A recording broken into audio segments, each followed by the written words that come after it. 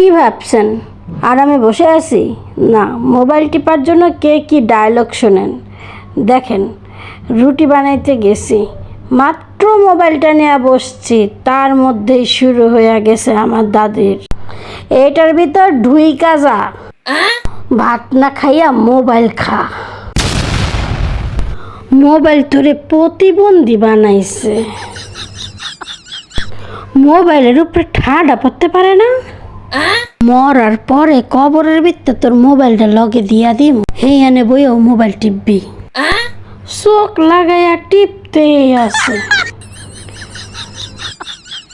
নেশাখোরের মতো হইছে মোবাইল টিপতে টিপতে। মোবাইলটাই তোরে খাইব রে হতিন, মোবাইল তোরে খাইব। মোবাইলটা তোরে শেষ করছে। এই মোবাইলটা কে বানাইছে? কানা হইয়া যাবি তো। এত টিপস, মোবাইলটা নষ্ট হইতে পারে না? রান্না ভালো না হইলে বুঝামো,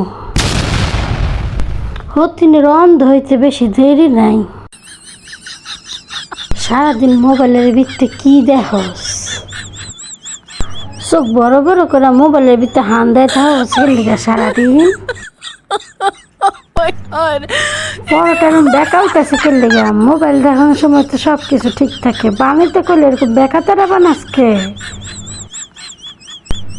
হতিনে গো বিয়া করবো কেডা? সারাদিন মোবাইল পড়ে থাকে, সারাটা দিন মোবাইল পড়ে থাকে। হতিনে গো কেউ বিয়াও করবো না। হ্যাঁ, আল্লাহ আল্লাহ, আমগো খালি মোবাইল আসিল না, আমরা শাশুড়ির কথা মতো চলছি। এই কথা ওই কথা কত কথা আমগরে কইছে, তাও আমরা মুখ বুঝে সহ্য করছি। হতে নিয়ে করে কিছু কওয়ানো যায় না, কইলে গাল ফুলায় থাকবো, না হলে পপ্পি দিয়া থাকবো। ঠিক আছে, রুটির কান্দা যেন কাঁচা না থাকে, রুটিগুলো কিন্তু কান্দাগুলো টেপে টেপে তারপরে বাইছ, বুঝছো? হ্যাঁ, তেল আবার বেশি দিও না, তেল কমাইয়া দিও। তুমি করে মোবাইল দেওয়ার সময় তুমি করে কিছু হিকায় দেওয়ান লাগে না, এমনি সময় তুমি দুনিয়ার কথা হিকায় দেওয়ান লাগে। তোমার দেয়া কি হইব? এর লেগে হতিনে গো বিয়া হয় না, এর লেগে এটি বিয়া করতে চায় না, সারাদিন মোবাইলের ভিতরে পড়ে থাকে। বিয়া করলে না সংসার করতে হইব, এর লেগে দিয়ে বিয়া হইতে চায় না। এখনকার সারা ছেলেরা সংসারের মনোযোগী না।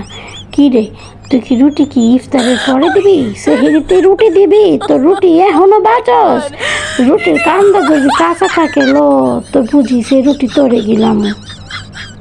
এবার বুঝছেন, সারাদিন কাজ করার পরও যদি মোবাইলটা হাতে নেই, তাহলে এদের যে কথা, সে কথার যন্ত্রণায় আর কিছুই করা যায় না।